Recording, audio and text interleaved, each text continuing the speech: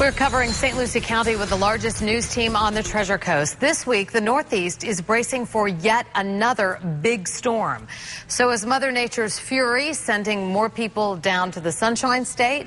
News Channel 5's John Shainman is live along the Florida Turnpike in St. Lucie County. John, what do you think? Well, Kelly, good evening to you. Right now, not too many cars heading southbound or northbound, but some Treasure Coast officials say that the weather up north, well, it's created more of an interest in our area, but it's still too soon to say whether or not that cold weather up north is putting more heads in beds. Pick a day, any winter day on the Florida Turnpike, and the odds are pretty good you'll find out-of-state license plates, even the occasional out-of-country one. There are edible souvenirs to purchase, but what tourists really want to remember from their trips to Florida, nice, warm weather.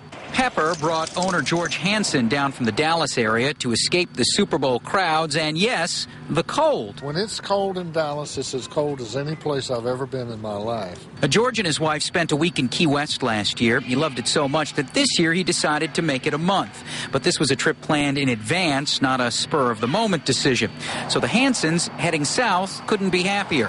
But what about those unfortunate drivers heading north? Believe it or not, I stood here on the northbound side of the plaza for more than 2 hours, and I didn't find one license plate from the Northeast or even just a state or two north of us.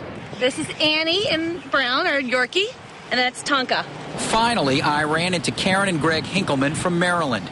They'd already extended their stay in the Keys because of bad weather last week, but couldn't hang around any longer. Our clothes are stationed for warm to cold. We were just talking in the car about putting parkas back on. With bad weather looming ahead, the Hinklemans have been relying on friends to keep an eye on their house and the weather. I know we didn't have power for like 3 days, and that came back on, and then they called us about 2 days ago and said to watch for Tuesday and Wednesday of this week. It's going to be rough tonight. Right. And they're thinking about closing work tomorrow.